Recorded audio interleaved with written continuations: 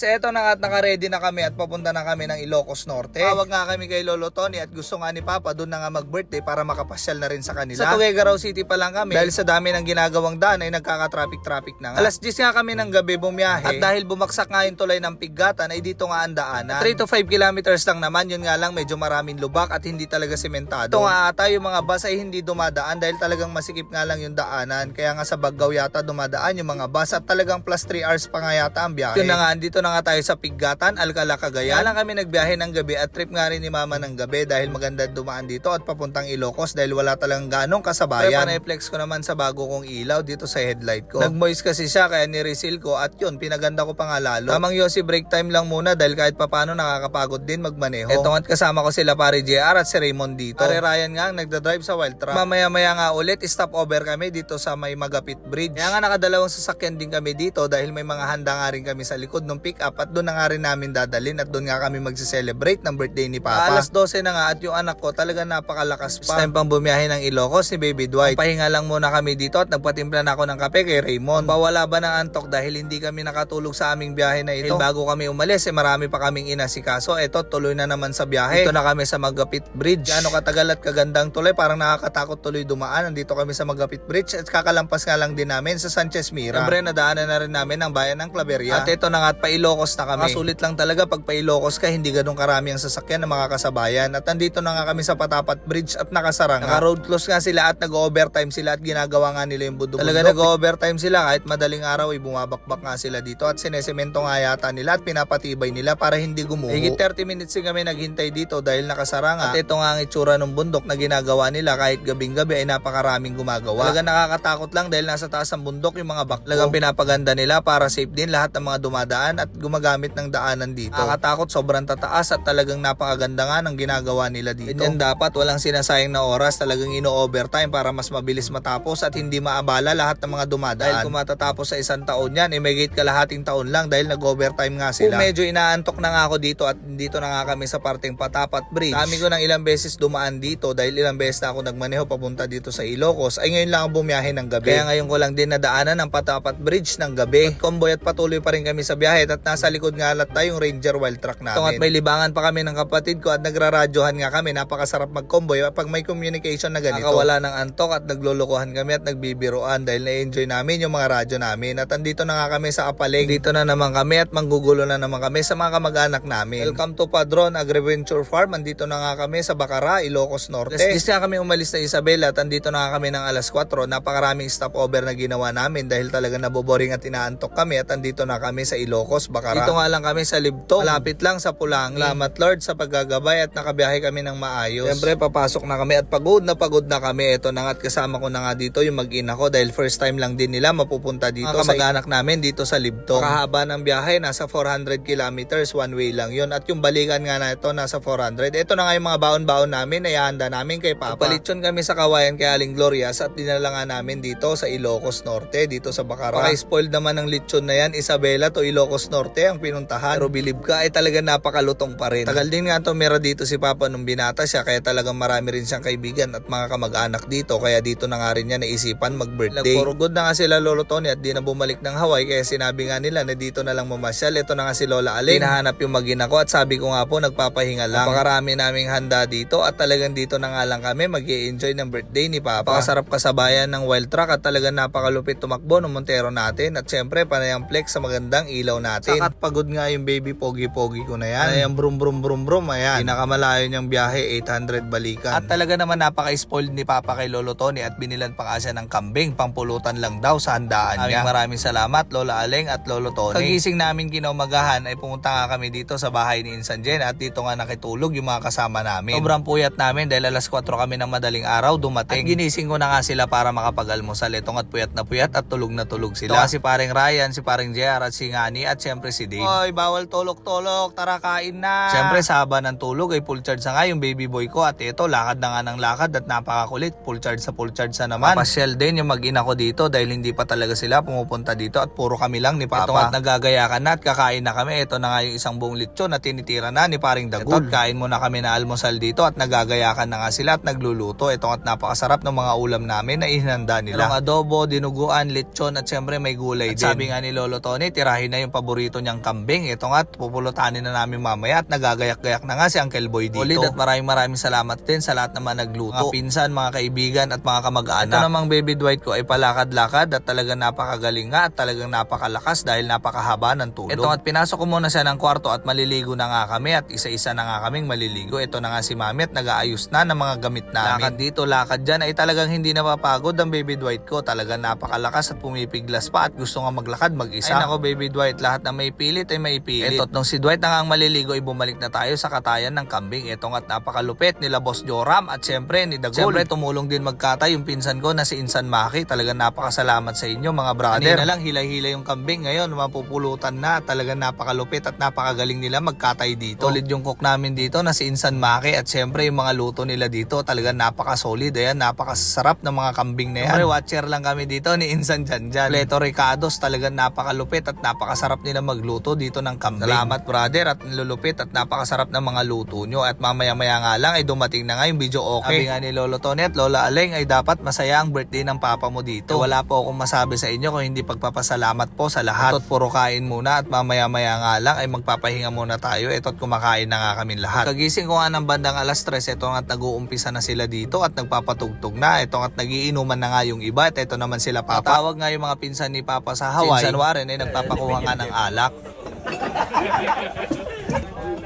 Pintas, tigil na nga, bukidon na sa platito. Malukong yan. Girl, pang district 1 na yun. Ha? Pang district 1. 3-5 mesa. Ilgon napaka-solid na si Uncle Boy at talagang napaka-cowboy at napakagaling talaga magpatawa. Joke nga nila dito, mas malaki pa kay Raymond. Dito ka nga sa Ilocos, siyempre hindi pwedeng hindi matitikman ang Ilocos empanada. Napakasarap talaga ng mga pinagbibili nila dito. Ito't dumidilim na nga at lumalalim na rin ang mga inuman at tagayan. Dario de la Cruz. This song our Pearson. Happy birthday, happy birthday. Hindi nga daw maboring, meron pa nga kinuhang dancer sila Lolo Tony at talagang tuwang-tuwa naman yung mga binata. Pakasulit at nasulit ang birthday ni Papa dito, kaya maraming salamat Lolo Tony, Lola Aleng, mga tumulong dito. Hindi papatalo yung malupit kong mekaniko na yan at sasabayan niya yung mga dalagitan na yan na sumasayaw. Rayman nga ni Mansur at Rade Yakam Boy. Pre, maraming salamat din sa mga nag-sponsor, lalong-lalo na dyan sa mga taga-Hawaii na pinsan ni Papa na nagpabili pa ng mga alak. Nagpalaro pa si Lolo Tony. Ino nga daw yung makaka 100 sa pagkakanda ay bibigyan niya ng 1,000. Ulit at napakasaya talaga dito sa Ilocos. Talagang babalik-balikan namin dito. Si Uncle Boy naman ay talagang cowboy at nagpapatawa at talagang nagsasayaw-sayaw kahit andun si Auntie Margie. Sabi nga ni Auntie Margie, pagalis namin ay mabubugbog na si Uncle Boy. Ito naman si Papa at saka si Mama ay tawa lang ng tawa. Ito na nga't napakaganda na ng inuman at lumalalim na yung gabi. Hindi mapaawat si Lolo Tony, lahat ng mga kanta ay bibigyan niya ng 1,000 kaya tawa kami ng tawa at talagang sinusubukan niya lahat ng mga galing kumanta. Maraming salamat po sa inyong lahat. Talagang napaka-solid talaga ng binigay niyong pagbisita sa amin dito. Tamang video na lang tayo dito at medyo tumatama na rin yung mga iniinom natin at talagang napakasarap kasi ng mga pulutan namin dito. Siyempre hindi na rin papaawat yung lolo ko dahil nakainom na rin. Eto't nagpapamigay na rin ng 1,000. Namang seryosohan at talagang mamaya-maya papagalitan na ni Lola Aling yan. Namang sayawan ay talagang enjoy at talagang napaka-solid dito sa Bacara, dito sa Libtong. Talagang napasayaw pa yung lolo ko at talagang napaka-sweet pa talaga ng lolo. Sabi ni Lola Aling, pagalis namin, nako, makukulong na si Lolo Tony. Yun, maraming salamat sa lahat ng manonood. Hanggang dito na lang ating video. Maraming salamat sa inyo at happy birthday Papa, I love you.